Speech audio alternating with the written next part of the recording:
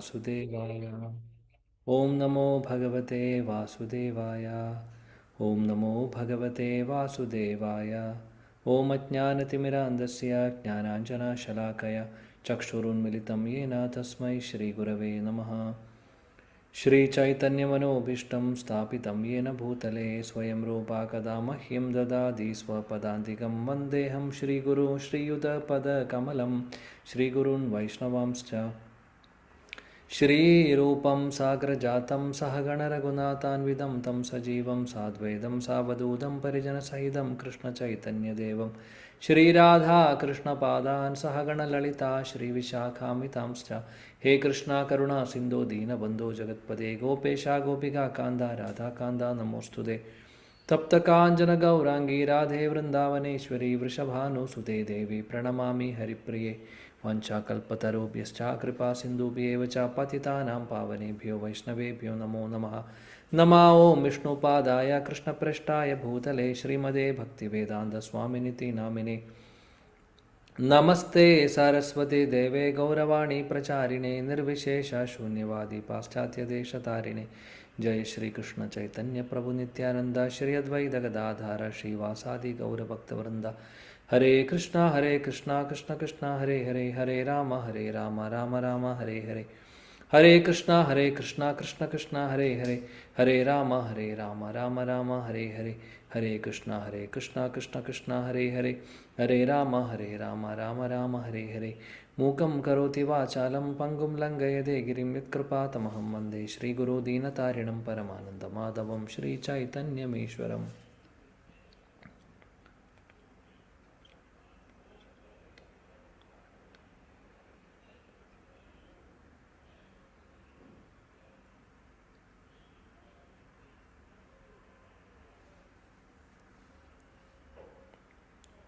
ഹരേ കൃഷ്ണ. എല്ലാ ഭക്തർക്കും എൻ്റെ വിനീതമായ പ്രണാമം. പ്രഥമസ്കന്ധത്തിലെ 10ാമത്തെ അധ്യായമാണ് നമ്മൾ പഠിക്കുന്നത്. ശ്ലോകം 27 കഴിഞ്ഞ ക്ലാസ്സിൽ നമ്മൾ പഠിച്ചു. 28ാമത്തെ ശ്ലോകം. അപ്പോൾ ഇവിടെ നമ്മൾ കാണുന്നു എന്താണ്, ഹസ്തിനാപുരത്തിലെ സ്ത്രീകൾ ഭഗവാൻ കൃഷ്ണൻ തിരിച്ച് ദ്വാരകയിലേക്ക് പോകുന്ന രംഗമാണ്. അപ്പോൾ ആ സമയത്ത് നടക്കുന്ന കാര്യങ്ങളാണ് നമ്മൾ ഇവിടെ ലീലയിൽ കാണുന്നത്. ഹസ്തിനാപുരത്തിലെ സ്ത്രീകൾ ഭഗവാനെ സ്തുതിക്കുന്നു. 28ാമത്തെ ശ്ലോകം. നൂനം വ്രതസ്നാനഹുതാനീനേശ്വര സമർച്ചിതോ ഹി അസ്യ ഗൃഹീതപാണിഭിഃ പിബന്തി യാ സഖി അദരാമൃതം മുഹുർ വ്രജസ്ത്രിയാ സമുമുഹുർ യദാശയാഃ.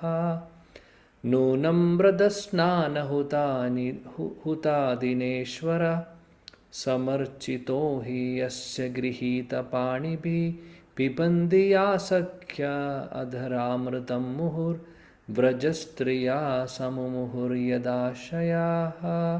നൂനം വ്രതസ്നാനഹുതാദിനേശ്വര സമർച്ചിതോ ഹി അസ്യ ഗൃഹീതപാണിഭിഃ പിബന്തി യാ സഖ്യ അധരാമൃതം മുഹുർ വ്രജസ്ത്രിയാ സമുമുഹുർ യദാശയാഃ. ഹരേ കൃഷ്ണ. ഹരേ കൃഷ്ണ. ഓം നമോ ഭഗവതേ വാസുദേവായ. ഓം നമോ ഭഗവതേ വാസുദേവായ. ഓം നമോ ഭഗവതേ വാസുദേവായ. ശ്ലോകം 28. നൂനം വ്രതസ്നാനഹുതാദിനേശ്വരഃ സമർച്ചിതോ ഹി അസ്യ ഗൃഹീതപാണിഭിഃ പിബന്തി യാ സഖി അദരാമൃതം മുഹുർ വ്രജസ്ത്രിയാ സമുമുഹുർ യദാശയാഃ. ഹരേ കൃഷ്ണ. പ്രഭു. ഓം നമോ ഭഗവതേ വാസുദേവായ. നൂനം വ്രതസ്നാനഹുതാദിനേശ്വര സമർച്ചിതോ ഹ്യസ്യ ഗൃഹീതപാണിഭിഃ പിബന്തി യാ സഖ്യധരാമൃതം മുഹുർ വ്രജസ്ത്രിയാ സമുമുഹുര്യദാശയാഃ. ഹരേ കൃഷ്ണ. നൂനം വ്രതസ്നാനഹുതാദിനേശ്വര ഗൃഹീതപാണിഭിഃ പിബന്തി യാ സഖ്യധരാമൃതം മുഹുഃ വ്രജസ്ത്രിയഃ സമുമുഹുർ മുമുഹുര്യതാശയാഃ. ഹരേ കൃഷ്ണ. ഹരേ കൃഷ്ണ. ഓം നമോ ഭഗവതേ വാസുദേവായ. നമൃതസ്നാഹുദാദിനേശ്വരാः സമർച്ചിദോഹസ്യ ഗൃഹീതപാണിഭിः പിബദീയാ സഖ്യധരാമൃതം മുഹു പ്രജസ്ത്രീയാ മുമുഹുര്യദാശയാः. ഹരേ കൃഷ്ണ പ്രഭു. ഹരേ കൃഷ്ണ. നൂനം വ്രതസ്നാനഹുതാദിനേശ്വരः സമർച്ചിതോ യസ്യ ഗൃഹീതപാണിഭിः പിബന്തി സഖ്യമധരാമൃതം മുഹു പ്രജസ്ത്രിയഃ സമ്മുഹുർയദാശയാഃ. ഹരേ കൃഷ്ണ പ്രഭുജി. ഹരേ കൃഷ്ണ. ഹരേ കൃഷ്ണ പ്രഭുജി. നൂനം വ്രതസ്നാനഹുതാദിനേശ്വര സമർച്ചിതോ ഹ്യസ്ഗീതപാണിഭിः പിബന്തി സഖ്യധരാമൃതം മുഹുർപ്രജസ്ത്രിയ സമ്മുഹുര്യദാശയാഃ. ഹരേ കൃഷ്ണ. Thank you Prabhuji. ഹരേ കൃഷ്ണ. ഹരേ കൃഷ്ണ പ്രഭു. ന്യൂനം വ്രതസ്നാനഹുതാദിനേശ്വരः സമർച്ചിതോ ഹസ്യ ഗൃഹീതാനബീഃ പിബന്തി സംഖ്യധാരാമൃതം മുഹു പ്രജസ്ത്രിയാ സമ്മുഹുര്യാദാശയഃ. ഹരേ കൃഷ്ണ. ഹരേ കൃഷ്ണ. നൂനം വ്രതസ്നാനഹുതാദിനേശ്വര സമർച്ചിതോ ഹ്യസ്യ ഗൃഹീതപാണിഭിः പിബന്തി സഖ്യധരാമൃതം മുഹു പ്രജസ്ത്രിയാ സമ്മുഹുര്യദാശയാ. ഹരേ കൃഷ്ണ. ഹരേ കൃഷ്ണ പ്രഭുജി. പ്രണാം പ്രഭുജി. ഓം നമോ ഭഗവതി വാസുദേവായ. നൂനം വ്രതസ്നാനഹുതാദിനേശ്വരः സമർച്ചിതോ ഹ്യസ്യ ഗൃഹീതപാണിഭിः പിബന്തി സഖ്യധരാമൃതം മുഹുർ വജസ്ത്രിയാ സമ്മുഹുര്യദാശയാഃ. ഹരേ കൃഷ്ണ. ഓക്കെ, വിവർത്തനം ഭാവാർത്ഥം കൂടെ വായിക്കുക ആരെങ്കിലും ഒരാൾ. ഹരേ കൃഷ്ണ പ്രഭു വായിക്കട്ടെ. ഓം നമോ. വിവർത്തനം ഭാവാർത്ഥം ബൈ ഹിസ് ഡിവൈൻ ഗ്രേസ് അഭയ ചരണാരവിന്ദ ഭക്തി വേദാന്ത സ്വാമി ശ്രീല പ്രഭുപാദ് കി ജയ്. അല്ലയോ സഖിമാരെ, അദ്ദേഹം പാണിഗ്രഹണം ചെയ്ത അദ്ദേഹത്തിന്റെ പത്നിമാരെ കുറിച്ചൊന്ന് ചിന്തിച്ചു നോക്കൂ. എത്രമാത്രം വ്രതങ്ങളും സ്നാനങ്ങളും യജ്ഞങ്ങളും വിശ്വേശ്വരനായ ഭഗവാന്റെ ഉത്തമമായ ആരാധനയും നിർവഹിച്ചിട്ടായിരിക്കണം അവർക്ക് ഭഗവാന്റെ ചുംബനത്താലുള്ള ഈ അധരാമൃതം ഇപ്പോൾ ഇടവിടാതെ ആസ്വദിക്കുവാൻ സാധിക്കുന്നത്. വ്രജഭൂമിയിലെ യുവതിമാർ ഇത്തരം ആനുകൂല്യം പ്രതീക്ഷിക്കുന്നത് കൊണ്ട് മാത്രം പലപ്പോഴും മോഹാലസ്യപ്പെടുന്നു. ഭാവാർത്ഥം: ശാസ്ത്രങ്ങളിൽ പ്രതിപാദിച്ചിരിക്കുന്ന ധാർമ്മികാനുഷ്ഠാനങ്ങൾ ബദ്ധാത്മാക്കളുടെ ലൗകിക ഗുണങ്ങളെ പവിത്രീകരിച്ച് അവരെ പരമപുരുഷനായ ഭഗവാനെ അതീന്ദ്രിയ സേവനം സമർപ്പിക്കുന്ന അവസ്ഥയിലേക്ക് ക്രമേണ ഉയരുവാൻ പ്രാപ്തരാക്കുന്നതിന് വേണ്ടിയുള്ളവരാണ്. പരിശുദ്ധ ആത്മീയ ജീവിതം എന്ന ഈ അവസ്ഥ ചേരുന്നതാണ് പരമമായ പരിപൂർണത. ഈ അവസ്ഥയെ സ്വരൂപം അഥവാ ജീവാത്മാക്കളുടെ യഥാർത്ഥ വ്യക്തിത്വം എന്ന് വിശേഷിപ്പിക്കുന്നു. ഈ സ്വരൂപ അവസ്ഥയുടെ നവോദ്ധാരണത്തെയാണ് മുക്തി എന്നതുകൊണ്ട് അർത്ഥമാക്കുന്നത്. സ്വരൂപത്തിന്റെ ആ പരിപൂർണാവസ്ഥയിൽ ജീവാത്മാക്കൾ പ്രേമയുത സേവനത്തിന്റെ 5 ഘട്ടങ്ങളിൽ അവസ്ഥിതരാകുന്നു. അവയിൽ ഒരു അവസ്ഥ മാധുര്യരസം അഥവാ ശൃംഗാര പ്രേമഭാവമാകുന്നു. ഭഗവാൻ സദാ സ്വയം പരിപൂർണനാകുന്നു. ആകയാൽ തനിക്ക് വേണ്ടി അദ്ദേഹത്തിന് അഭിലാഷങ്ങളൊന്നുമില്ല. എങ്കിൽ തന്നെയും അതാതു ഭക്തരുടെ തീവ്ര പ്രേമത്തെ പൂർത്തീകരിക്കുവാനായി അദ്ദേഹം യജമാനനായും മിത്രമായും പുത്രനായും പതിയായും ഒക്കെ ആയിത്തീരുന്നു. ഇവിടെ മാധുര്യ പ്രേമാവസ്ഥയിലുള്ള 2 വിഭാഗം ഭഗവത് ഭക്തരെ കുറിച്ച് പ്രതിപാദിച്ചിരിക്കുന്നു. ഒന്ന് സ്വകീയവും മറ്റൊന്ന് പരകീയവും. ഇരുവിഭാഗം ഭക്തരും പരമദിവ്യത്വം പുരുഷനായ ഭഗവാൻ കൃഷ്ണനുമായി മാധുര്യ പ്രേമബന്ധത്തിലുള്ളവരാണ്. ദ്വാരകയിലെ രാജ്ഞിമാർ സ്വകീയരും അല്ലെങ്കിൽ ഉചിതമായ പാണിഗ്രഹണം ചെയ്ത പത്നിമാരും, അതേസമയം വ്രജഭൂമിയിലെ യുവതികൾ ഭഗവാൻ അവിഹിതനായിരുന്ന വേളയിലെ യുവ സഖികളുമായിരുന്നു. 16 വയസ്സുവരെ ഭഗവാൻ വൃന്ദാവനത്തിൽ വസിച്ചിരുന്നപ്പോൾ അയൽവാസികളായ യുവതികളുമായുള്ള അദ്ദേഹത്തിന്റെ സ്നേഹബന്ധം പരകീയമായിരുന്നു. ഈ യുവതികളും രാജ്ഞിമാരും ശാസ്ത്രങ്ങളിൽ അനുശാസിച്ചിരിക്കുന്ന വ്രതങ്ങൾ, സ്നാനം, യാഗങ്ങൾ എന്നിങ്ങനെയുള്ള കഠിന തപശ്ചര്യകൾ അനുഷ്ഠിച്ചവരാണ്. അനുഷ്ഠാനങ്ങൾ അതേപടി അന്തിമ ലക്ഷ്യങ്ങളല്ല. അതുപോലെ ഫലോജ്ഞാന സംവർദ്ധനം അല്ലെങ്കിൽ യോഗസിദ്ധികളുടെ പരിപൂർണത എന്നിവയും അവയിൽ തന്നെ അന്തിമമായവയല്ല. അവയൊക്കെ ഭഗവാന് ഒരുവന്റെ വ്യവസ്ഥാപിതമായ അതീന്ദ്രിയ സേവനം സമർപ്പിക്കാനായി സ്വരൂപമെന്ന പരമാവസ്ഥ പ്രാപ്തമാക്കാനുള്ള മാർഗങ്ങളാകുന്നു. ഓരോ ജീവാത്മാവിനും മുകളിൽ പ്രസ്താവിച്ച 5 വിധങ്ങളിലുള്ള ഭഗവാനുമായുള്ള അന്യോന്യ വിനിമയ മാർഗങ്ങളിലൊന്നിൽ തന്റേതായ വ്യക്തിഗത സ്ഥാനമുണ്ട്.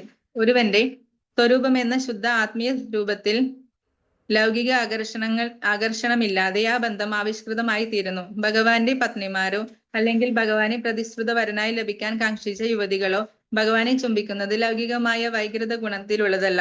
അത്തരം കാര്യങ്ങൾ ലൗകികമായിരുന്നെങ്കിൽ സുഖദേവ ഗോസ്വാമിയെ പോലുള്ള ഒരു മുക്താത്മാവ് അവയെ ആസ്വദിക്കുവാൻ ആയാസപ്പെടുമായിരുന്നില്ല. മാത്രവുമല്ല, പ്രാപഞ്ചിക ജീവിതത്തെ പരിത്യജിച്ച ശേഷം അത്തരം വിഷയങ്ങളിൽ പങ്കെടുക്കുവാനുള്ള പ്രവണത ഭഗവാൻ ശ്രീ ചൈതന്യ മഹാപ്രഭുവും കാട്ടുമായിരുന്നില്ല.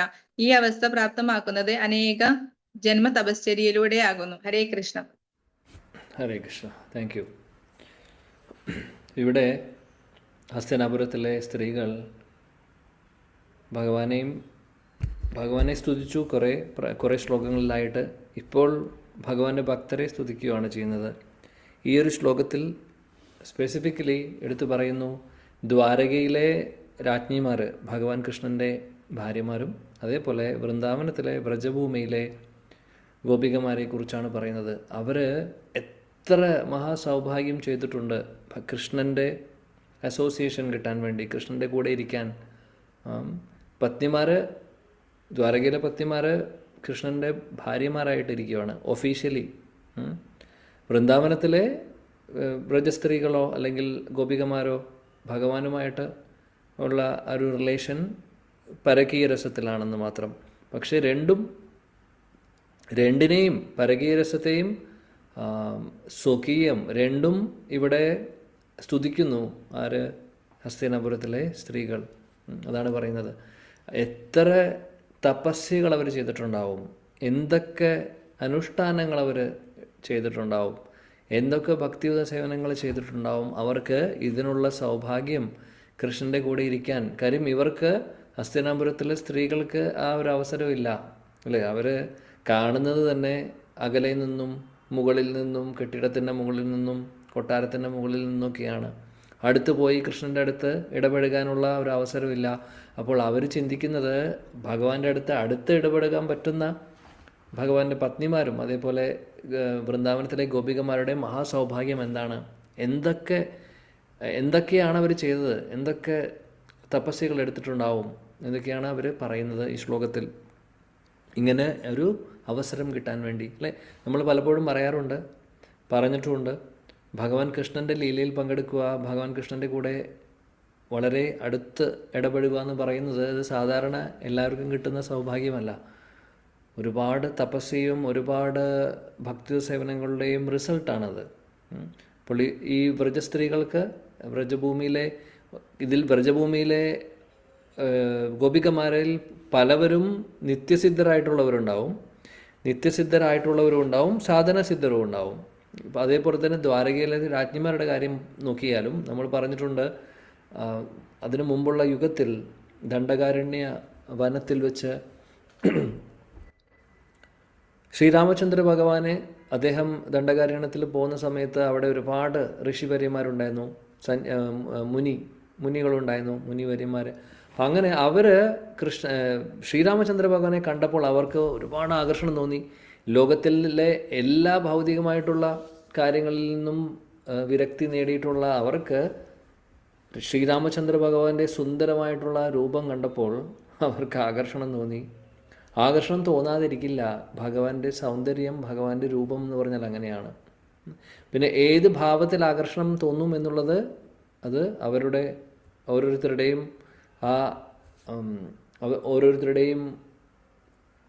സ്വരൂപം പോലെ ഇരിക്കും, ഓരോരുത്തരുടെയും ഭഗവാനുമായിട്ടുള്ള റിലേഷൻ പോലെ ഇരിക്കും. പക്ഷേ ആകർഷണം എന്ന് പറയുന്നത് തീർച്ചയായിട്ടും ഉണ്ടാവും. അപ്പോൾ അവർക്ക് ആഗ്രഹം വന്നത് എന്താണ്? ഭഗവാന്റെ ഭാര്യയാവണം എന്നുള്ളത് ആഗ്രഹമായിരുന്നു. ഭഗവാന്റെ ഭാര്യയാവണം എന്നുള്ള ആഗ്രഹമായിരുന്നു ഉണ്ടായിരുന്നത്. അത് ആ ആഗ്രഹം പ്രകടിപ്പിക്കുകയും ചെയ്തു. ഉടനെ തന്നെ ശ്രീരാമചന്ദ്ര ഭഗവാൻ പറഞ്ഞു, ഞാൻ ഏകപത്നി വ്രതമാണ് എനിക്ക് ഈ യുഗത്തിലുള്ളത്. അടുത്ത യുഗത്തിൽ ഞാൻ വരുന്ന സമയത്ത് നിങ്ങളുടെ ആഗ്രഹം ഞാൻ നടത്തിത്തരാം എന്ന് അദ്ദേഹം അന്ന് പറഞ്ഞു. അതിൻ്റെ ഭാഗമായിട്ടാണ് പിന്നീട് കൃഷ്ണലീലയിൽ ഇത്രയും രാജ്ഞിമാരെ വിവാഹം കഴിക്കുന്നത് ഭഗവാൻ. അപ്പോൾ ആ ദണ്ഡകാരണ്യത്തിലെ ഋഷിവര്യന്മാരാണ് എന്നാണ് ശാസ്ത്രത്തിൽ പറയുന്നു.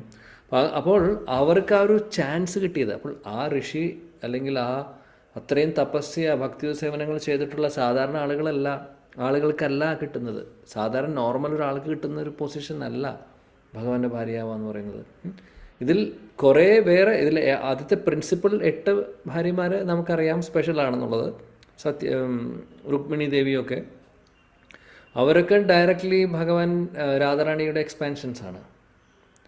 എന്നാൽ ചിലവർ ബാക്കിയുള്ള 16,108 എന്ന് പറയുമ്പോൾ അതിൽ 108 രാജ്ഞിമാരെ കൂടുതലും ഭഗവാന്റെ ശ്രീമതി രാധാറാണിയുടെ എക്സ്പാൻഷൻ, ലക്ഷ്മി ദേവിയുടെ എക്സ്പാൻഷൻസ് ഒക്കെയാണ്. പിന്നെ ബാക്കി വരുന്ന രാജ്ഞിമാർ അവരെല്ലാവരും ഈ ദണ്ഡകാര്യണത്തിൽ നിന്നും അല്ലെങ്കിൽ ഒരുപാട് തപസ്യകൾ ചെയ്തിട്ടുള്ള ഭക്തരാണ്. ആക്ച്വലി ആ ഒരു പൊസിഷൻ കിട്ടാൻ വേണ്ടി ആഗ്രഹിച്ചിട്ടുണ്ട്. ആഗ്രഹത്തോടു കൂടി അവർ തപസ്യ ചെയ്തു, ഭക്തി സേവനങ്ങൾ ചെയ്തു, അവർക്കത് സാധിച്ചു. ഭഗവാനെ സാധിപ്പിച്ചു കൊടുക്കുന്നു. അപ്പോൾ ഇവിടെ ഹസ്തിനാപുരത്തിലെ സ്ത്രീകൾക്ക് അങ്ങനെ ഒരു ചാൻസ് കിട്ടിയിട്ടില്ല. അപ്പോൾ അതുകൊണ്ടാണ് അവർ ഇങ്ങനെ സ്തുതിക്കുന്നത്. ഓഹോ, അവരെത്രമാത്രം തപസ്യകളൊക്കെ ചെയ്തിട്ടുണ്ടാവും ഇങ്ങനൊരു പൊസിഷൻ കിട്ടാൻ വേണ്ടി എന്ന്. ഇപ്പോൾ ശീലപ്രഭുപാദി ഭാവാർത്ഥത്തിലും അതിമനോഹരമായിട്ട് ഇതിനെക്കുറിച്ച് എക്സ്പ്ലെയിൻ ചെയ്യുവാണ്. എന്താണ് സ്വരൂപം എന്ന് പറഞ്ഞു കഴിഞ്ഞാൽ, സ്വരൂപം എന്ന് പറഞ്ഞാൽ എന്താണ്? നമ്മുടെ ശരിയായിട്ടുള്ള ഐഡൻറ്റിറ്റി. നമുക്ക് എല്ലാവർക്കും ഭഗവാനുമായിട്ട് കണക്ഷനുണ്ട്.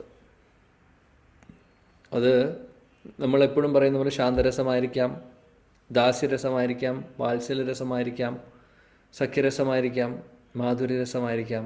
നമുക്കറിയില്ല ഇപ്പോൾ എന്താണെന്നുള്ളത്. ഏതാണെങ്കിലും ഇതിലെ ഏതെങ്കിലും ഒന്ന് തീർച്ചയായിട്ടും നമുക്ക് റിലേഷനുണ്ട്. ഭഗവാനുമായിട്ടുള്ള റിലേഷൻ ഇങ്ങനെയാണ് വരുന്നത്. അപ്പോൾ അത് ആ സ്വരൂപം തിരിച്ചറിയുക, നമ്മുടെ ആക്ച്വൽ ആയിട്ടുള്ള റിയൽ ആയിട്ടുള്ള ഐഡൻറ്റിറ്റി തിരിച്ചറിയുന്നത് തന്നെയാണ് സ്വരൂപസിദ്ധി എന്ന് പറയുന്നത്. ഈ സ്വരൂപസിദ്ധി അങ്ങനെ എളുപ്പത്തിൽ എല്ലാവർക്കും കിട്ടുന്നതല്ല, അതിന് സമയമെടുക്കും. സ്വരൂപസിദ്ധിയൊക്കെ ഭഗവാൻ റിവീൽ ചെയ്യുന്നതാണ്. നമ്മുടെ സ്വരൂപം എന്താണെന്നുള്ളത് നമ്മുടെ ഗുരു റിവീൽ ചെയ്യുന്നതാണ്. അപ്പോൾ ഒരുപാട് ഭക്തിയുത സേവനങ്ങൾ ചെയ്ത് നമുക്ക് അത്രയും മെച്യൂരിറ്റി വരുമ്പോൾ ആണ് ഇതെല്ലാം വെളിപ്പെടുന്നത്. അതുവരെ നമ്മൾ വൈദ്യ സാധന ഭക്തി ചെയ്ത് മുന്നോട്ട് പോകുന്നു. പിന്നെ രാഗഭക്തിയിലൊക്കെ പ്രവേശിച്ചതിന് ശേഷം ഭഗവാന്റെയും ഗുരുവിൻ്റെയും കാരുണ്യത്തോട് കൂടിയിട്ട് നമുക്ക് സ്വരൂപസിദ്ധി കിട്ടുന്നു. അറ്റ്ലീസ്റ്റ് സ്വരൂപസിദ്ധി കിട്ടുക എന്ന് പറഞ്ഞാൽ സ്വരൂപത്തിലേക്ക് നമ്മൾ പ്രവേശിക്കുന്നേക്കാൾ മുമ്പ് നമുക്ക് നമുക്ക് അത് മനസ്സിലാക്കി തരും, വെളിപ്പെടുത്തി തരും എന്താണ് നമ്മുടെ സ്വരൂപം എന്നുള്ളത്. അങ്ങനെ ആ ഒരു അറിവ് അല്ലെങ്കിൽ അത് വെളിപ്പെട്ടതിന് ശേഷം പിന്നെയും ഭക്തി സേവനങ്ങൾ കണ്ടിന്യൂ ചെയ്യും. പിന്നീട് ശരീരം വിട്ട് പോകുന്ന സമയത്ത് ഏതാണോ പൊസിഷൻ അവിടേക്ക് നമുക്ക് ആ ഒരു പൊസിഷനിലേക്ക് പോകുന്നു, ഭഗവാന്റെ അടുത്തേക്ക് പോകുമ്പോൾ. അങ്ങനെയാണ് സംഭവിക്കുന്നത്. ഇവിടെ സ്വരൂപത്തെക്കുറിച്ച് ശീലപ്രഭുപാദി പറയുന്നത് ഒരു ഭക്തനെ സംബന്ധിച്ച് സ്പിരിച്വാലിറ്റിയിലെ സംബന്ധിച്ച് ഏറ്റവും വലിയൊരു പൊസിഷനാണത് അല്ലേ. നമ്മളിപ്പോൾ എല്ലാവരും 3 ഗുണങ്ങളുടെ അധീനതയിലിരിക്കുന്നവരാണ്, ഭൗതിക ലോകത്തിലിരിക്കുന്നവരാണ്. ഇന്ദ്രിയ സുഖഭോഗങ്ങളുടെ ഇടയിൽ ഇന്ദ്രിയങ്ങൾ നമ്മളെ പിടിച്ച് അങ്ങോട്ടും ഇങ്ങോട്ടും വലിക്കുന്ന അവസ്ഥയിലാണ് ഇരിക്കുന്നത്. നമുക്ക് ആ പ്യൂരിറ്റി എന്ന് പറയുന്നത് വന്നിട്ടില്ല. അപ്പോൾ ആ പ്യൂരിറ്റി വരുമ്പോഴാണ് ഇതെല്ലാം വെളിപ്പെടുന്നത്. അതുവരെ നമ്മൾ നിരന്തരം പരിശ്രമിച്ചുകൊണ്ടിരിക്കണം. അപ്പോൾ ഭഗവാന്റെ കാരുണ്യം കൊണ്ട് ഇതെല്ലാം സാധ്യമാകും. അങ്ങനെ ഈ സ്വരൂപം നമ്മൾ തിരിച്ചറിയുമ്പോൾ അപ്പോഴാണ് ശരിക്കും പറയുകയാണെങ്കിൽ ഏത് ഭാവത്തിലാണ്, ഏത് രസത്തിലാണ് നമുക്ക് ഭഗവാനുമായിട്ടുള്ള ആ ഒരു റിലേഷൻ എന്നുള്ളത് മനസ്സിലാവുന്നത്. ഇവിടെ സ്പെസിഫിക്കലി മാധുര്യരസത്തെക്കുറിച്ചാണ് പറയുന്നത് ഈ ഒരു ശ്ലോകത്തിൽ അല്ലേ. മാധുര്യരസത്തിലും 2 തരത്തിലുണ്ട്. നമ്മളത് പറഞ്ഞിട്ടുണ്ട് കഴിഞ്ഞ ക്ലാസ്സിൽ തന്നെ, ചൈതന്യ ചരിതാമൃതം ക്ലാസ്സിലാണെന്ന് തോന്നുന്നു. സ്വകീയ രസം എന്താണ്, പരകീയ രസം എന്താണെന്നുള്ളത്. സ്വകീയ രസം എന്ന് പറഞ്ഞു കഴിഞ്ഞാൽ, സ്വകീയ എന്ന് പറഞ്ഞു കഴിഞ്ഞാൽ അതായത് ഭഗവാനും ദ്വാരകയിലെ രാജ്ഞിമാരും തമ്മിലുള്ള റിലേഷനെ സ്വകീയ എന്ന് പറയും. കാര്യം ഒഫീഷ്യലി മാരിറ്റൽ റിലേഷൻഷിപ്പുള്ള ആ ഒരു ബന്ധത്തെയാണ് സ്വകീയ ഭാവം എന്ന് പറയുന്നത്. പരകീയ ഭാവം എന്ന് പറഞ്ഞു കഴിഞ്ഞാൽ ഒരു സൗഹൃദ ബന്ധം ആണുള്ളത്. അവിടെ ഒരു ഫോർമൽ ഒരു മാരേജ് എന്ന് പറയുന്ന ഒരു കൺസെപ്റ്റ് ഇല്ല. ഒരു ഫ്രണ്ട്ഷിപ്പ് തന്നെ അത് മാധുര്യരസത്തിലുള്ള ഫ്രണ്ട്ഷിപ്പാണെന്ന് മാത്രം. അപ്പോൾ ഇതിൽ പരകീയരസമാണ് വൃന്ദാവനത്തിൽ ഉള്ളത്, സ്വകീയമാണ് എവിടെയുള്ളത്? ദ്വാരകയിൽ. കാര്യം പരകീയരസത്തിലും സ്വകീയത്തിലും വ്യത്യാസമുണ്ട്. ഇൻറ്റൻസിറ്റി കൂടുതൽ പരകീയരസത്തിലാണ്, സ്നേഹത്തിൻ്റെ ഭാവം കൂടുന്നത്, ആ ഒരു ഇൻറ്റൻസിറ്റി കൂടുന്നത് പരകീയരസത്തിലാണ്. പക്ഷേ നമ്മൾ മനസ്സിലാക്കണം, വീണ്ടും എടുത്തു പറയുന്നു, ഇവിടെ ഭൗതിക ലോകത്തിലെ തലതിരിഞ്ഞിട്ടുള്ള എക്സ്ട്രാ മാരിറ്റൽ റിലേഷൻഷിപ്പ് അല്ല ഈ പരകീയരസം. ഓഹോ, അതെന്ന് പറഞ്ഞു കഴിഞ്ഞാൽ പാപമാണ്, അതിന് നമ്മൾ അനുഭവിക്കേണ്ടി വരും. നേരെ മറിച്ച് ഇവിടെ പറയുന്ന പരകീയരസം എന്ന് പറഞ്ഞു കഴിഞ്ഞാൽ അത് ആധ്യാത്മിക ലോകത്തിൽ എല്ലായിടത്തും ഇല്ല. ഗോലോക വൃന്ദാവനത്തിൽ മാത്രം, സ്പെസിഫിക് ആയിട്ട് വ്രജഭൂമിയിൽ മാത്രമേ ഉള്ളൂ. ദ്വാരകയിലില്ല, മധുരയിലുമില്ല. ഗോലോക എടുക്കുകയാണെങ്കിൽ ഗോലോകത്തിൽ തന്നെ വൃന്ദാവനമുണ്ട്, മധുരയുണ്ട്, ദ്വാരകയുണ്ട്. അവിടെ ഗോലോകത്തിലെ വൃന്ദാവനത്തിൽ മാത്രമുള്ള ഭാവമാണ് ഇത്. വളരെ സ്പെഷ്യലാണ്. കാര്യം കൃഷ്ണനും രാധാറാണിയും കൃഷ്ണനും ഗോപികമാരും തമ്മിലുള്ള ആ റിലേഷൻ പരകീയരസത്തിലാവുമ്പോൾ അതിന് ഇൻറ്റൻസിറ്റി കൂടുതലാണ്. നമ്മൾ കഴിഞ്ഞ ക്ലാസ്സിൽ ഉദാഹരണം പറഞ്ഞ പോലെ ഒരു പ്രഷർ കുക്കറിൽ നമ്മൾ പാചകം ചെയ്യുന്നതും തുറന്ന പാത്രത്തിൽ പാചകം ചെയ്യുന്നതും തമ്മിൽ വ്യത്യാസമുണ്ട്. ആ പ്രഷറുള്ള സമയത്ത് എന്തായിരിക്കും? ആ ഇൻറ്റൻസിറ്റി കൂടുതലായിരിക്കും അല്ലേ? അതുകൊണ്ട് പെട്ടെന്ന് കുക്കാവുന്നു. അത് തുറന്ന പാത്രത്തിലാണെങ്കിൽ സമയമെടുക്കും. അതേപോലെ കണ്ടൻസ്ഡ് ആണ് ഈ പരകീയരസം എന്ന് പറയുന്നത്. നമുക്കത് ശരിയായിട്ടുള്ള രീതിയിൽ, ശരിയായിട്ടുള്ള ഭാവത്തിൽ മനസ്സിലാക്കാനുള്ള ഒരു ക്വാളിഫിക്കേഷൻ ഇല്ല ശരിക്കും. നമുക്കത് പലപ്പോഴും തെറ്റായിട്ടുള്ള രീതിയിൽ പലവരും എടുക്കുന്നു. പക്ഷേ തെറ്റായിട്ടുള്ളൊരു ഭാവമല്ല, തീർച്ചയായിട്ടും അത് ഇതിനും അപ്പുറത്ത് ഒരു വേറെ രസമില്ല. പരകീയരസത്തിന് അപ്പുറത്ത് വേറെ രസമില്ല. കാര്യം ആ ഒരു ഇൻറ്റൻസിറ്റി വേറെ എവിടെയുമില്ല. ഒരു ആനയെ, ശാസ്ത്രങ്ങളിൽ പറയുന്ന ഉദാഹരണം, ഒരു ആനയുടെ ശക്തി എപ്പോഴാണ് ശരിക്കും തിരിച്ചറിയാമെന്ന് വെച്ചാൽ, ആ ആനയെ ചങ്ങല കൊണ്ട് കെട്ടിയിട്ടിരിക്കുകയാണെന്ന് വയ്ക്കുക. കെട്ടിയിട്ട ആന കാല് രണ്ടും 4 കാലും തമ്മിൽ അങ്ങോട്ടും ഇങ്ങോട്ടും കെട്ടിയിരിക്കുന്നു. ശരിക്കും ആ ആനയുടെ ശക്തി അറിയണമെങ്കിൽ ആ വിലങ്ങ് അല്ലെങ്കിൽ ആ ചങ്ങല പൊട്ടിച്ച് ആന ഓടുമ്പോൾ ശരിക്കും നമുക്ക് മനസ്സിലാവും ആനയുടെ ശക്തി എത്രയാണെന്ന്. അതേപോലെയാണ് ആന വെറുതെ ഇരിക്കുമ്പോൾ ശക്തി അറിയില്ല. അത്രയും കോംപ്ലിക്കേറ്റഡ് ആയിട്ടുള്ള ചങ്ങലയായിരിക്കും ഇടുന്നത്, ഇത്രയും ശക്തിയുള്ളത്. പക്ഷെ അതും പൊട്ടിക്കുന്നു ആനകൾ. കാര്യം അതിനെനിക്ക് ശക്തിയുണ്ടെന്ന് നമുക്ക് അതിലൂടെ മനസ്സിലാക്കാൻ സാധിക്കും. അതേപോലെയാണ് പരകീയരസത്തിലുള്ള അവരുടെ ഭാവം. എല്ലാ നിബന്ധനകളും അല്ലെങ്കിൽ എല്ലാ എന്താ പറയുക, റൂൾസ് അല്ലെങ്കിൽ എല്ലാത്തിനെയും ബ്രേക്ക് ചെയ്യാനുള്ള ശക്തിയാണ് അവർക്കുള്ളത്. എല്ലാ ചങ്ങലകളും അവർ പൊട്ടിച്ചാണ് ഭഗവാന്റെ അടുത്തേക്ക് പോകുന്നത്. അപ്പോൾ അതിൻ്റെ അർത്ഥം എന്താണ്? ആനയുടെ ശക്തി നിർണ്ണയിക്കുന്നത് ചങ്ങല പൊട്ടിച്ച് ഓടുമ്പോൾ നമുക്ക് പറയാൻ സാധിക്കും. അല്ലാതെ ആന വെറുതെ നടക്കുമ്പോൾ നമുക്ക് ആനയുടെ ശക്തി എന്താണെന്നറിയില്ല. അതേപോലെയാണ് പരകീയരസം. അതാണ് അതിൻ്റെ ശക്തി. അത്രയും പവർഫുള്ളാണ്, അത്രയും ഡീപ്പാണ് ആ ഒരു ഭാവം എന്ന് പറഞ്ഞു കഴിഞ്ഞാൽ. ഇപ്പോൾ ഭഗവാൻ അതുകൊണ്ടാണ് പറയുന്നത്, രാസലീലയെല്ലാം കഴിഞ്ഞ് പിന്നീട് ഗോപികമാരോട് പറയുന്നത്, എനിക്കറിയില്ല നിങ്ങൾക്ക് തിരിച്ച് എന്ത് തരണമെന്നുള്ളത്. എല്ലാം ഉപേക്ഷിച്ച്, എല്ലാത്തിനെയും ഉപേക്ഷിച്ച് പൂർണ്ണമായിട്ടും എൻ്റെ അടുത്തേക്ക് വരുന്നു, നിങ്ങൾ ശരണം പ്രാപിക്കുന്നു, നിങ്ങൾക്ക് തിരിച്ചു തരാൻ എൻ്റെ കയ്യിൽ ഒന്നുമില്ല എന്നാണ് പറയുന്നത്. അതുകൊണ്ട് എന്നിട്ട് ഭഗവാൻ പറയുന്നു, നിങ്ങളുടെ ഈ ഒരു സ്നേഹം തന്നെ ആവട്ടെ, നിങ്ങളുടെ ഈ ഒരു എനിക്ക് തിരിച്ചു തരാൻ പറ്റുന്ന അത്രയേ ഉള്ളൂ. നിങ്ങളുടെ ഈ ഒരു സ്നേഹം ലോകത്തിലെ എല്ലാവരും പ്രകീർത്തിക്കും. അതുകൊണ്ട് ഭഗവാൻ കൃഷ്ണന് ഗോപികമാരുടെ അടുത്ത് തിരിച്ച് റെസിപ്രൊക്കേറ്റ് ചെയ്യാൻ വേണ്ടി ഒന്നുമില്ല അദ്ദേഹത്തിൻ്റെ കയ്യിൽ. കാര്യം അത്രമാത്രം സ്ട്രോങ് ആണ് അവരുടെ സ്നേഹം. അപ്പോൾ ഇതെല്ലാം പരക്കിയ ഭാവത്തിലുള്ളതാണ്. അതാണ് ഇത് രണ്ടും തമ്മിലുള്ള വ്യത്യാസം. അപ്പോൾ അതുകൊണ്ട് ഇവിടെയും മനസ്സിലാക്കണം, ഇവിടെ ഈ ഒരു ശ്ലോകത്തിലും ശ്രീല ശുകദേവ് ഗോസ്വാമി പറയുന്നു, അതായത് ആ ഒരു മാധുര്യ രസത്തെക്കുറിച്ച് പറയുകയാണ് ചെയ്യുന്നത്. അപ്പോൾ ഇത് സാധാരണ ഭൗതിക ലോകത്തിലെ തലതിരിഞ്ഞിട്ടുള്ള നമ്മുടെ ലോകത്തിൽ നടക്കുന്ന സാധാരണ ഒരു സ്ത്രീയും പുരുഷനും തമ്മിലുള്ള ഒരു റിലേഷൻ പോലെയാണോ അത്? ഒരിക്കലുമല്ല. ഒരിക്കലുമല്ല. അല്ലെങ്കിൽ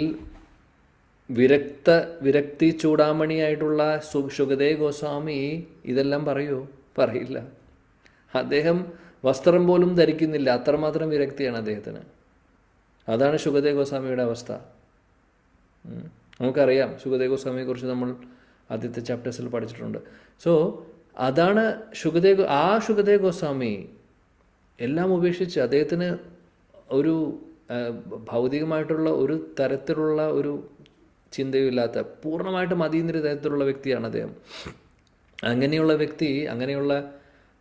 വ്യക്തിയാണ് ശുകദേവ് ഗോസ്വാമി. അദ്ദേഹമാണ് ഇതെല്ലാം പറയുന്നത്. ഈ ഒരു ശ്ലോകം മാത്രമല്ല, ഇനി അങ്ങോട്ടും ഗോപീഗീതവും വേണുഗീതവും എല്ലാം, രാസപഞ്ചാധ്യായി, അവിടെ 5 അധ്യായങ്ങൾ വരുന്നു, അതെല്ലാം പറയുന്നത് ശുകദേവ് ഗോസ്വാമി തന്നെയാണ്. അദ്ദേഹം ഇതെങ്ങനെ പറയുന്നു? അപ്പോൾ ഇതിൻ്റെ അർത്ഥം ഇത് ലൗകികമല്ല, അല്ലെങ്കിൽ ഭൗതിക ലോകത്തിലെ സ്നേഹമോ പ്രേമോ കാമോ അല്ല. ഇത് പരിശുദ്ധമായിട്ടുള്ള സ്നേഹമാണ്, പരിശുദ്ധമായിട്ടുള്ള പ്രേമത്തെക്കുറിച്ചുള്ള കഥയാണ്.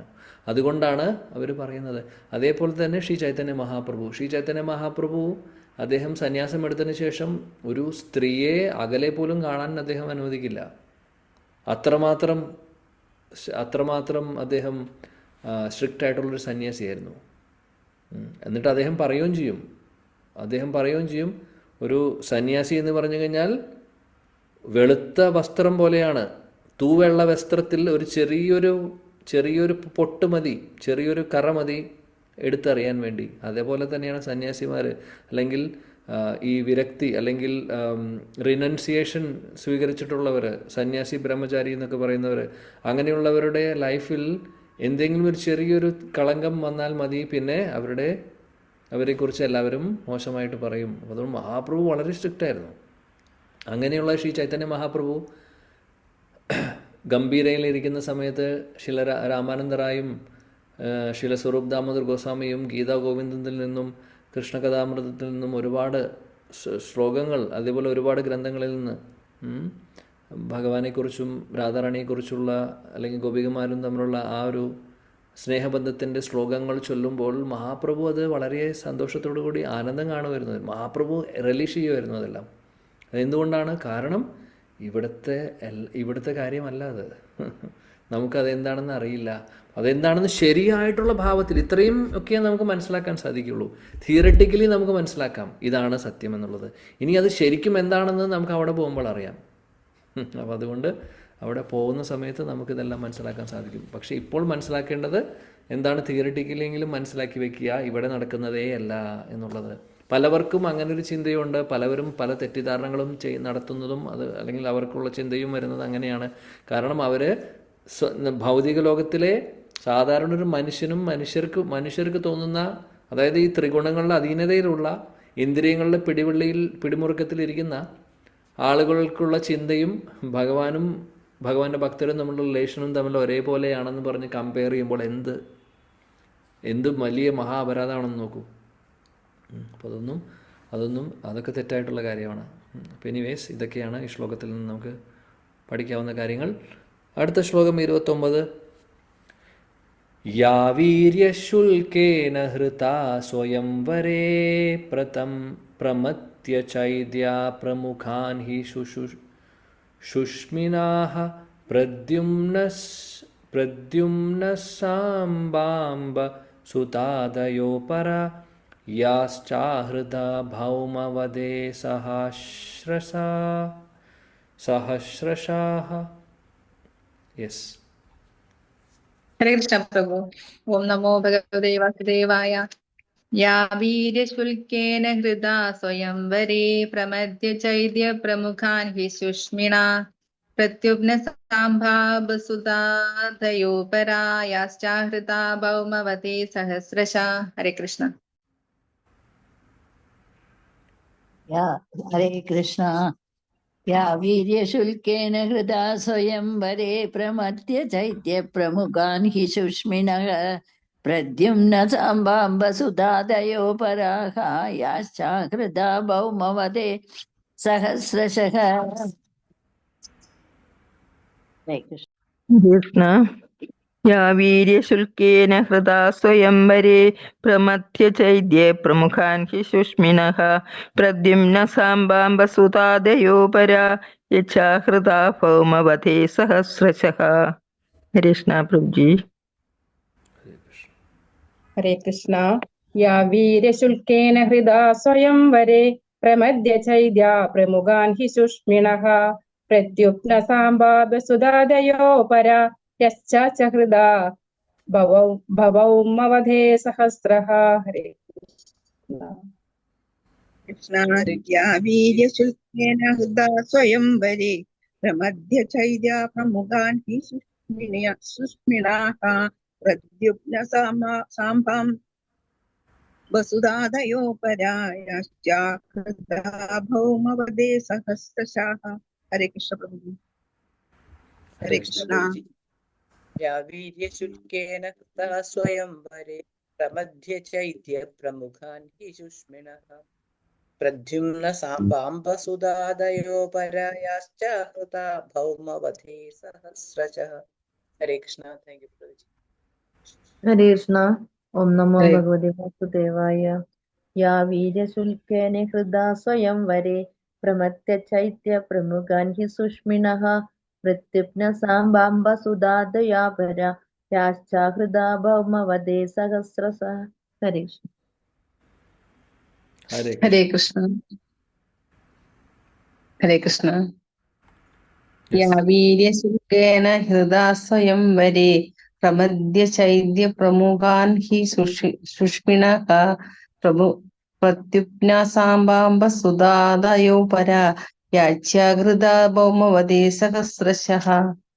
ഹരേ കൃഷ്ണ. ഹരേ കൃഷ്ണ. ഓക്കെ, വിവർത്തനം ഭാവാർത്ഥം വായിക്കൂ ആരെങ്കിലും ഒരാൾ. ഞാൻ വായിക്കട്ടെ പ്രഭുജി. യെസ്. ഹരേ കൃഷ്ണ. വിവർത്തനം ഭാവാർത്ഥം. ശ്രീല പ്രഭുപാദ കീ ജയ്. ഈ സ്ത്രീജനങ്ങളുടെ പുത്രന്മാർ പ്രദ്യുമ്നൻ, സാമ്പൻ, അമ്പൻ തുടങ്ങിയവരാകുന്നു. ശിശുപാലന്റെ നേതൃത്വത്തിലുള്ള അനേകം പ്രബലന്മാരായ രാജാക്കന്മാരെ പരാജയപ്പെടുത്തിയ ശേഷം രുക്മിണി, സത്യഭാമ, ജാമ്പവതി തുടങ്ങിയവരെ ഭഗവാൻ സ്വയംവര സദസ്സിൽ നിന്നും ബലാത്കാരമായി കൂട്ടിക്കൊണ്ടുവന്നതാണ്. മറ്റുള്ള സ്ത്രീജനങ്ങളെയെല്ലാം ഭഗവാൻ ഭൗമാസുരനെയും അവന്റെ ആയിരക്കണക്കിന് അനുയായികളെയും വധിച്ച ശേഷം കൂട്ടിക്കൊണ്ടുപോകുന്നതാണ്. ഈ സ്ത്രീജനങ്ങൾ എല്ലാവരും സൗന്ദര്യത്താൽ പ്രശസ്തരായിരുന്നു. ഭാവാർത്ഥം. പ്രബലന്മാരായ രാജാക്കന്മാരുടെ അസാധാരണമാം വിധം സവിശേഷതയുള്ള പുത്രിമാർക്ക് സ്വമേധയാ അവരുടെ വരനെ തിരഞ്ഞെടുക്കാൻ ഒരു തുറന്ന മത്സരവേദി അനുവദിച്ചിരുന്നു. അത്തരം ആഘോഷങ്ങളെ സ്വയംവരം അഥവാ സ്വയം വരിക്കുക, വരനെ തിരഞ്ഞെടുക്കുക എന്ന് വിശേഷിപ്പിച്ചിരുന്നു. സ്വയംവരം പ്രതിയോഗികളും ശൂരന്മാരുമായ രാജകുമാരന്മാർ തമ്മിലുള്ള തുറന്ന മത്സരമാകയാൽ സാധാരണ ക്ഷണിക്കപ്പെട്ട രാജകീയ വംശങ്ങൾ തമ്മിൽ മത്സരബുദ്ധിയോടെ യുദ്ധത്തിലേർപ്പെടുക പതിവായിരുന്നു. അപ്രകാരം രാജകുമാരന്മാരെ ക്ഷണിച്ചു വരുത്തുന്നതും രാജകുമാരിമാരുടെ പിതാക്കന്മാരായിരുന്നു. അവണ്ണമുള്ള സ്വയംവര യുദ്ധത്തിൽ യുദ്ധനിരതരായ രാജകുമാരന്മാർ ചിലപ്പോൾ വധിക്കപ്പെടുകയും വിജയശ്രീലാളിതനായ രാജകുമാരന് സമ്മാനമായി ആർക്കു വേണ്ടിയാണോ നിരവധി രാജകുമാരന്മാർ വധിക്കപ്പെട്ടത് ആ രാജകുമാരിയെ സമ്മാനിക്കുകയും ചെയ്തു പോന്നിരുന്നു. വിദർഭ രാജാവിന്റെ പുത്രിയായിരുന്നു കൃഷ്ണ ഭഗവാന്റെ പ്രധാന രാജ്ഞിയായ രുക്മിണി.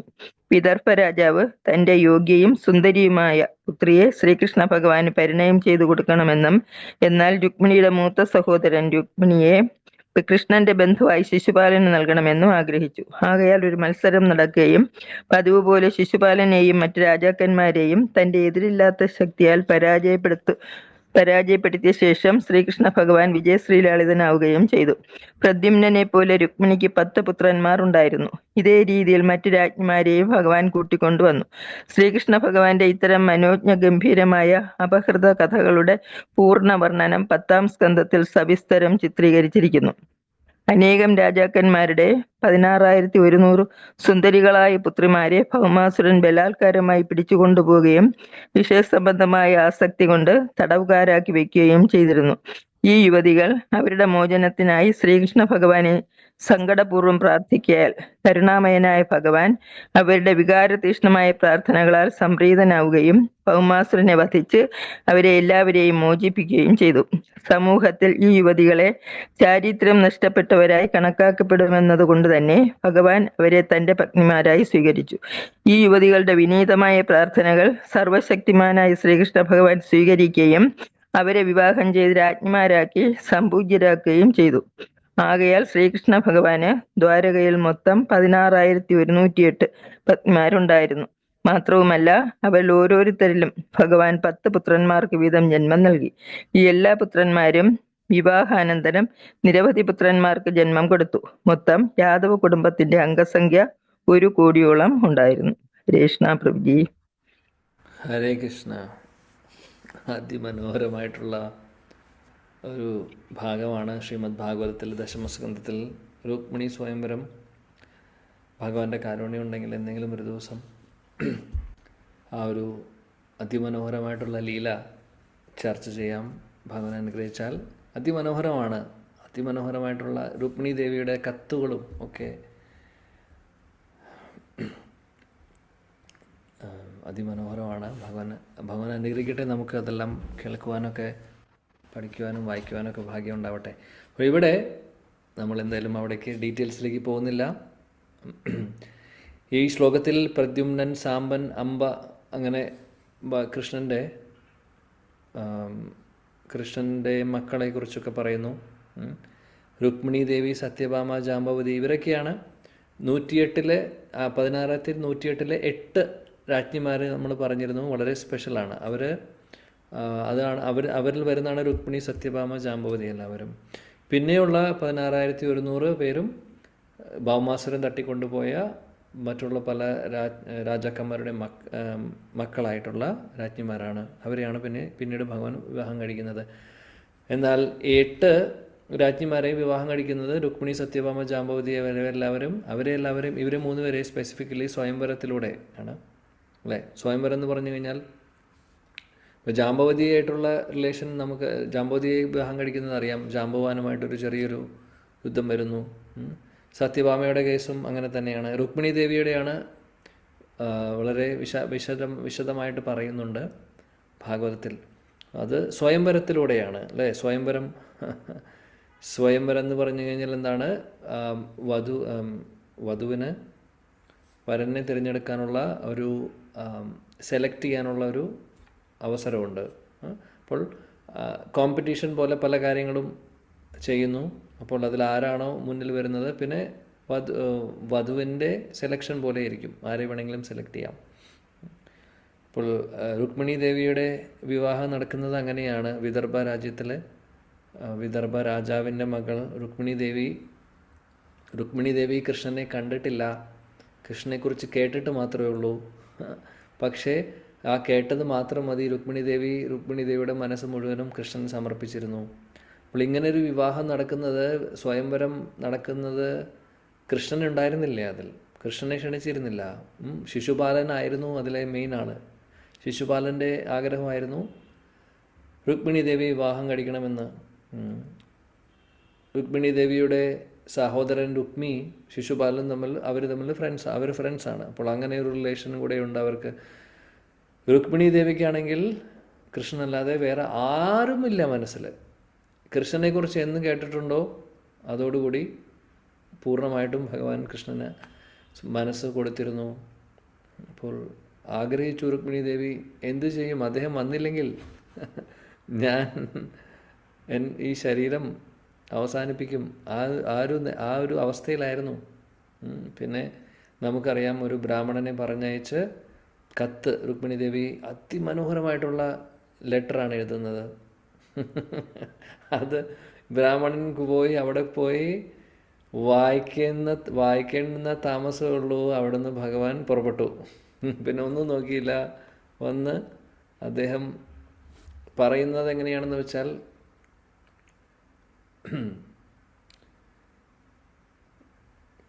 കുറേ പവർഫുള്ളായിട്ടുള്ള അതായത് ഒരു സിംഹം വന്ന് പെട്ടെന്ന് വേട്ടയാടി കൊണ്ടുപോകുന്ന പോലെ വേറെ ആർക്കും ഒന്നും ചെയ്യാൻ സാധിച്ചില്ല. അവർക്ക് ഒരു ആക്ഷൻ എടുക്കാൻ പോലും ഒരു അവസരം കിട്ടിയില്ല. ഇടിമിന്നൽ വരുന്ന പോലെയാണ്. കൃഷ്ണൻ വരുന്നു, രുക്മിണിയെ വിളിച്ചു കൊണ്ടുപോകുന്നു. അവസാന നിമിഷം വരെ കൃഷ്ണൻ എത്തിയിട്ടുണ്ടായിരുന്നില്ല. ശിശുപാലനാണെങ്കിൽ വളരെ സന്തോഷത്തോടു കൂടി രുക്മിണി ദേവിയെ സ്വീകരിക്കാൻ വേണ്ടി ഇരിക്കുന്നു. ഫൈനൽ മൊമെൻറ്റിലാണ് വന്ന് കൃഷ്ണൻ അവിടെ എൻ്റർ ചെയ്യുന്നതും രുക്മിണി ദേവിയെ കൊണ്ടുപോകുന്നതും. അതിമനോഹരമാണ് ആ രംഗങ്ങളും. ആക്ച്വലി ആ ലെറ്ററൊക്കെ വളരെ അതിമനോഹരമാണ് ശരിക്കും. അപ്പോൾ ഈ ഒരു കാര്യത്തെക്കുറിച്ച് ശിലപ്രഭുജി ഇവിടെ ചെറുതായിട്ട് സൂചിപ്പിക്കുന്നു. എന്നിട്ട് അദ്ദേഹം പറയുന്നു ദശമസ്കന്ധത്തിൽ ഇതെല്ലാം വിശദമായിട്ട് പറയുന്നുണ്ട് എന്നുള്ളത്. അപ്പോൾ നമ്മൾ എന്തെങ്കിലും ഒരു ദിവസം ആ ഒരു സെക്ഷൻ കൂടെ വായിക്കുമ്പോൾ കൂടുതൽ ഡീറ്റെയിൽസ് നമുക്ക് നോക്കാം. അപ്പോൾ ഇവിടെ ശിലപ്രഭുജി പറയുന്നത് അതാണ്. ഇത്രയും രാജ്ഞിമാരുണ്ടായിരുന്നു. ഇവർക്ക് ഓരോരുത്തർക്കും 16,108 രാജ്ഞിമാർ, ഓരോരുത്തരിലും 10 പുത്രന്മാർ, 10 കുട്ടികളുണ്ടായിരുന്നു. അപ്പോൾ ചുരുക്കം പറയുകയാണെങ്കിൽ അവിടെ കോടിക്കണക്കിന് ആളുകളായിരുന്നു, ഫാമിലി മെമ്പേഴ്സായിരുന്നു ഉണ്ടായിരുന്നതെന്നാണ് പറയുന്നത് അല്ലേ. 16,108, പിന്നെ ഓരോരുത്തർക്കും 10 കുട്ടികൾ. അങ്ങനെ ഇതുപോലെ ആ ദ്വാരകയിൽ ഒരുപാട്, അതാണ് പറയുന്നത്, യദുവംശത്തിൽ ഒരുപാട് കോടിക്കണക്കിന് ആളുകൾ ഉണ്ടായിരുന്നു. അപ്പോൾ ഒന്ന് ആലോചിച്ച് നോക്ക്, എത്രയോ, അതിൽ കുറേ പേര് നിത്യസിദ്ധരുണ്ടാവും, കുറേ പേര് ദേവന്മാരുടെയും ദേവതമാരും പാർട്ടിസിപ്പേറ്റ് ചെയ്തിട്ടുണ്ട് ലീലയിൽ, ദ്വാരക ലീലയിൽ. അതേപോലെ സാധനസിദ്ധരായിട്ടുള്ളവർ കുറേ പേരുണ്ടാവും. കാര്യം ഭഗവാന്റെ ദ്വാരക ലീലയിൽ പങ്കെടുക്കാൻ ആഗ്രഹിച്ചവർ, അവർക്ക് അവസരം കിട്ടി. അപ്പോൾ എത്ര ആളുകൾക്കാണ് ഭഗവാൻ അവസരം കൊടുക്കുന്നത് ഭഗവാന്റെ ലീലയിൽ പങ്കെടുക്കാൻ. ഭഗവാന്റെ ഭാര്യമാർ, മക്കളുടെ മക്കൾ, അല്ലെങ്കിൽ ആ ഒരു ഫാമിലി മെമ്പറിൽ എവിടെയെങ്കിലും ഒരാൾ ആയി മാറുക എന്ന് പറഞ്ഞാൽ തന്നെ ചെറിയ കാര്യമാണ്. കോടിക്കണക്കിന് ആളുകളുടെ ഇടയിൽ കോടിക്കണക്കിന് ആത്മാക്കൾക്ക് അവസരം കിട്ടിയിട്ടുണ്ട് അവിടെ. അപ്പോൾ ഭഗവാന്റെ ലീലകൾ എപ്പോഴും ഇങ്ങനെയാണ്. എല്ലാവരോടും അദ്ദേഹത്തിന് മഹാകാരുണ്യമാണ് അല്ലേ, എപ്പോഴും അദ്ദേഹത്തിന് കാരുണ്യമാണ്. അപ്പോൾ ആത്മാർത്ഥപരമായിട്ട് ഭക്തി സേവനങ്ങൾ ചെയ്യുന്നവർക്ക് ഭഗവാൻ അവസരം കൊടുക്കും. കൃഷ്ണലീലയിൽ പങ്കെടുക്കാനുള്ള അവസരം കൊടുക്കുന്നു നേരിട്ട്. പിന്നെ ആ ലീല കഴിയുന്നതോട് കൂടിയിട്ട് ചിലവരെ ഭഗവാൻ ആ വഴിക്ക് അങ്ങോട്ട് തന്നെ കൊണ്ടുപോകും. പിന്നെ ചിലപ്പോൾ ദേവിമാരൊക്കെ പങ്കെടുക്കുന്നുണ്ടാവും. അവർ ചിലപ്പോൾ തിരിച്ച് അവരുടെ പൊസിഷനിലേക്ക് പോകും. കാര്യം അവർ ടെമ്പററി ആയിട്ട് വന്ന് ലീലയിൽ പങ്കെടുക്കുന്നു പോകുന്നു. കാര്യം അവർക്ക് ഉത്തരവാദിത്തമുള്ള ജോലി കൊടുത്തിട്ടുണ്ട് ഭഗവാൻ. അവരതിൽ ഹാപ്പിയാണ്, അവരത് ചെയ്യുന്നു, കണ്ടിന്യൂ ചെയ്യുന്നു. എന്നാൽ ഭഗവാന്റെ അടുത്ത് ദ്വാരകയിലോ, ആധ്യാത്മിക ലോകത്തിലെ ദ്വാരകയിലോ, മധുരയിലോ, വൃന്ദാവനത്തിലോ ഇരിക്കണമെന്ന് ആഗ്രഹിക്കുന്നവരുണ്ടെങ്കിൽ അതിനുള്ള അവസരം ഭഗവാൻ കൃഷ്ണൻ കൊടുക്കുന്നു. അങ്ങനെയാണ്. യഥാമാം പ്രപത്യന്തേ താം തഥൈവ ഭജാമ്യഹം. നമ്മൾ ഏത് ഭാവത്തിലാണോ ഭഗവാനെ അപ്രോച്ച് ചെയ്യുന്നത് അതനുസരിച്ചിട്ടാണ് തിരിച്ച് നമുക്ക് റെസിപ്രോക്കേഷൻ ഉണ്ടാവുന്നത്. അപ്പോൾ നമുക്ക് ഈ ഒരു അവസരത്തിൽ ഭഗവാന്റെ ലീലയിൽ പങ്കെടുത്ത ഈ പറയുന്ന ഗോപികമാരും രാജ്ഞിമാരും എല്ലാവരുടെയും പാദങ്ങളിൽ നമസ്കരിക്കാം. കാര്യം അവരെല്ലാവരും ശുദ്ധഭക്തരായതുകൊണ്ടാണ് അവർക്ക് ഈ ഒരു അവസരം കിട്ടിയിട്ടുള്ളത്. ഹരേ കൃഷ്ണ. ഓക്കെ, ഒരു ശ്ലോകം കൂടെ നോക്കാം. ഏതാപരം സൃഷ്ടിവം അപാസ്തപേശലം നിരസ്തശൗചം വദ സാധു കുർവത്തെ യാസാം ഗൃഹാത് പുഷ്കരലോചനപതിർ നാജാത്വപൈതി ഹൃദി സ്പൃശൻ. ശ്ലോകം 30. ഹരേ കൃഷ്ണ പ്രഭു. ഓം നമോ ഭഗവതേ വാസുദേവായ. ഏതാപരം സ്ത്രീത്വമപാസ്തപേശലം നിരസ്തശൗചം ബതേ സാധു കുർവതേ യാസാം ഗൃഹാത് പുഷ്കരലോചനപതിർ ന ജാത്വപൈത്യ ഹൃദി സ്പൃശൻ. ഹരേ കൃഷ്ണ. ഹരേ കൃഷ്ണ. ഭർത്തനം ഭാവാർത്ഥം. ഹരേ കൃഷ്ണ പ്രഭു.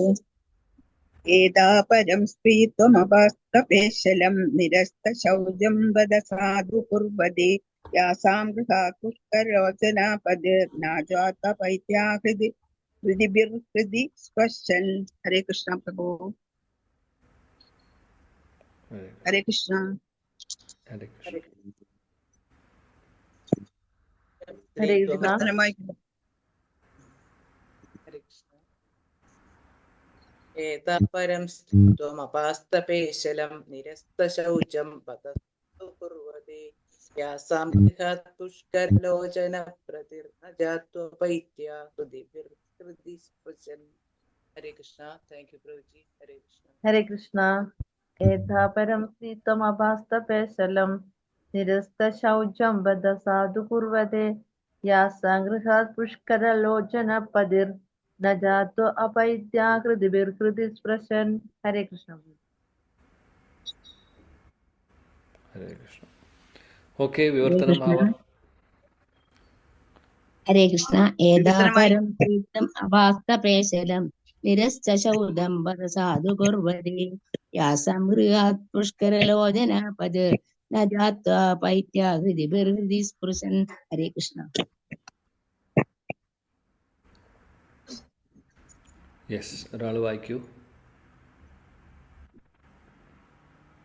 ഹരേ കൃഷ്ണ. വിവർത്തനം. ഓം നമോ ഭഗവതേ വാസുദേവായ.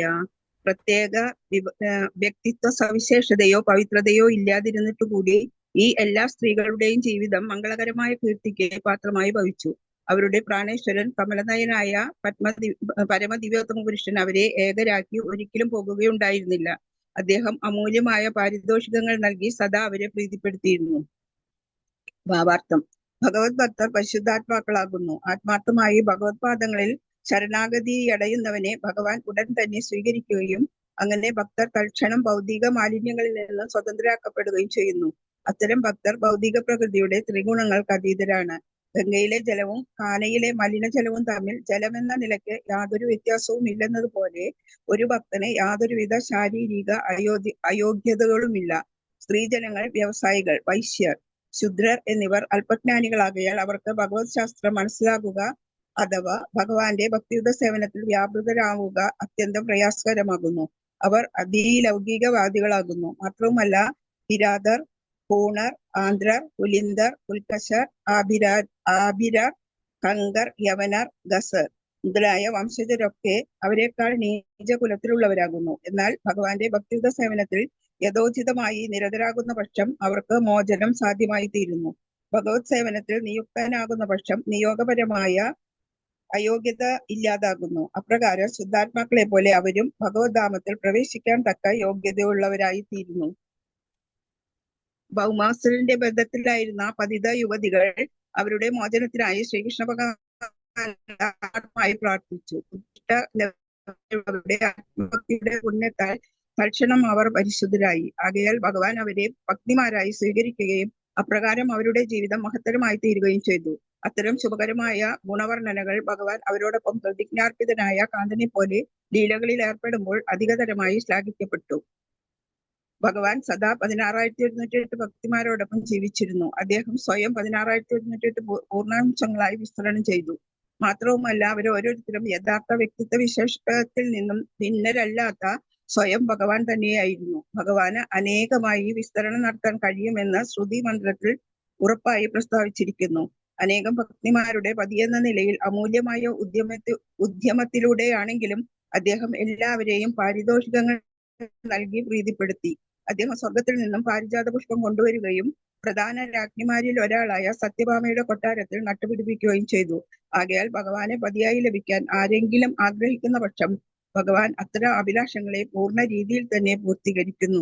ഹരേ കൃഷ്ണ. ഹരേ കൃഷ്ണ. Thank you. ഇവിടെ ഈ ശ്ലോകത്തിൽ, കഴിഞ്ഞ ശ്ലോകത്തിൻ്റെ കണ്ടിന്യൂഷൻ ഇവിടെ പറയുന്നു. ആ സ്ത്രീകളെക്കുറിച്ച് അല്ലെങ്കിൽ ആ രാജ്ഞിമാരെക്കുറിച്ച് ഭൗമാസുരൻ തട്ടിക്കൊണ്ടുപോയിട്ടുള്ള രാജ്ഞിമാർക്ക് ഭഗവാൻ ഒരു ജീവിതം കൊടുക്കുന്നു അല്ലേ? കാര്യം അവർ പറഞ്ഞു വിവാഹം കഴിക്കാൻ. ഇനി ഭൗമാസുരൻ തട്ടിക്കൊണ്ടുപോയി, അപ്പോൾ ഇനി ആരും ഞങ്ങളെ സ്വീകരിക്കില്ല, ഓ ഭഗവാനെയോ കൃഷ്ണ എന്ന് പറഞ്ഞവർ പ്രാർത്ഥിക്കുകയാണ്. അങ്ങനെ പ്രാർത്ഥിച്ചപ്പോൾ കൃഷ്ണൻ അവരെ രക്ഷിക്കുന്നു. ആ കൂട്ടത്തിൽ അവരെ വിവാഹം കൂടെ കഴിക്കുന്നു അല്ലേ? അവർ പറയുന്നു ഇനി ഞങ്ങളെ ഒരാളും സ്വീകരിക്കില്ല, ഒരു രാജ്യത്തു നിന്നും ഒരു രാജാവും അല്ലെങ്കിൽ ആരും തന്നെ സ്വീകരിക്കാൻ പോകുന്നില്ല. അങ്ങ് മാത്രമേ ഉള്ളൂ ഞങ്ങളെ രക്ഷിക്കാൻ എന്ന് പറയും. അപ്പോൾ ഭഗവാൻ അവരെ സ്വീകരിക്കുന്നു. അപ്പോൾ ആ സ്ത്രീകളുടെ ഭക്തിയെക്കുറിച്ചാണ് ഈ ശ്ലോകത്തിൽ ഹസ്തിനാപുരത്തിലെ സ്ത്രീകൾ വർണ്ണിക്കുന്നത്. ഏത് സ്ത്രീകളെക്കുറിച്ച്? അല്ലെങ്കിൽ ആ രാജ്ഞിമാരെക്കുറിച്ച്. ശീലപ്രഭുപാദി ഭാവത്തിൽ പറയുന്നു, ആരാണോ ഭഗവാനെ ശരണം പ്രാപിക്കുന്നത്, എങ്ങനെയാണോ ശരണം പ്രാപിക്കുന്നത് അതനുസരിച്ച് ഭഗവാൻ എല്ലാ തരത്തിലുള്ള ഭൗതികമായിട്ടുള്ള കണ്ടാമിനേഷൻസും മാറ്റും എന്നാണ് പറയുന്നത്. ഇപ്പം നമ്മുടെ ഉള്ളിൽ ത്രിഗുണങ്ങളുണ്ട്, കാമക്രോധ ലോപമോഹ മത മത്സര അനർത്ഥങ്ങളുണ്ട്. ഇതെല്ലാം നമ്മളിൽ നിന്നും തുടച്ചു മാറ്റും ഭഗവാൻ. നമ്മൾ ശരിക്കും പൂർണ്ണമായിട്ടും ഭഗവാനെ ശരണം പ്രാപിക്കുകയാണെങ്കിൽ, ഭക്തിയുത സേവനങ്ങളിലൂടെ ഭഗവാനെ നമ്മൾ ശരണം പ്രാപിച്ചുകൊണ്ട് ആത്മാർത്ഥപരമായിട്ട് ഭക്തിയുത സേവനങ്ങൾ ചെയ്യുമ്പോൾ ഈ പറയുന്ന എല്ലാവിധ കൽമഷങ്ങളും എല്ലാവിധ അനർത്ഥങ്ങളും നമ്മുടെ ഉള്ളിൽ നിന്ന് മാറുന്നു. ഭൗമാസുരൻ തട്ടിക്കൊണ്ടുപോയ സ്ത്രീകൾ അവർ വളരെ ആത്മാർത്ഥതയോടുകൂടി പ്രാർത്ഥിച്ചു ഭഗവാനോട്, ഓ കൃഷ്ണ, ഞങ്ങൾക്ക് വേറെ ആരുമില്ല. അപ്പോൾ ആ ഒരു ആത്മാർത്ഥപരമായിട്ടുള്ള ആ ഭക്തിയിൽ ഭഗവാൻ പ്രീതിപ്പെട്ടു. അങ്ങനെ അവരെ സ്വീകരിക്കുകയാണ് ചെയ്യുന്നത്. അതാണ് പറയുന്നത്. എന്നിട്ട് സ്വീകരിച്ചു. അത്ര മാത്രമല്ല ചെയ്തത്, ഭഗവാൻ 16,108 വിസ്തരിക്കുന്നു. അങ്ങനെ ഓരോരുത്തർക്കും ഓരോ കൊട്ടാരം ഉണ്ടായിരുന്നു. ഓരോരുത്തരുടെയും കൂടെ ഒരേ സമയത്ത് കൃഷ്ണനുണ്ടായിരുന്നു. ഒരേ സമയത്ത് രുക്മിണിയുടെ കൂടെ, ഒരേ സമയത്ത് സത്യഭാമയുടെ കൂടെ, മറ്റുള്ള ജാമ്പവതി, മറ്റുള്ള രാജ്ഞിമാരുടെ കൂടെയും ഒരേ സമയത്ത് അവരെന്താണോ ആഗ്രഹിക്കുന്നത് ആ സമയത്ത് അവർ ഭഗവാൻ ചെയ്തു കൊടുത്തിട്ടുണ്ട്. അല്ലെങ്കിൽ ആ റിലേഷനിൽ വേണ്ടത് എന്തൊക്കെയാണോ അതെല്ലാം തന്നെ എല്ലാവർക്കും സമയം കൊടുക്കുന്നു. അല്ലാതെ ഒരു വീട്ടിൽ നിന്നും വേറെ വീട്ടിലേക്ക് ഓടുകയല്ല ചെയ്യുന്നത്. ഇവിടെ അരമണിക്കൂർ, അവിടെ അരമണിക്കൂർ എന്ന് പറഞ്ഞിട്ട് ഓടുകയല്ല ചെയ്യുന്നത്. അതൊക്കെ സിനിമയിൽ കാണാൻ ചിലപ്പോൾ ഒരു പക്ഷേ. ഭഗവാൻ അതിൻ്റെ ആവശ്യമില്ല. അദ്ദേഹം വിസ്തരിക്കുന്നു. അദ്ദേഹം വിസ്തരിച്ച് ഓരോരുത്തരുടെ അടുത്തും ഓരോരുത്തരുടെ കൂടെയും ഉണ്ടായിരുന്നു, സദാസമയം ഉണ്ടായിരുന്നു. അവരുടെ എല്ലാ ആഗ്രഹങ്ങളും സാധിപ്പിച്ചു കൊടുക്കുമായിരുന്നു. അതിന് ഉദാഹരണമാണ് ഇവിടെ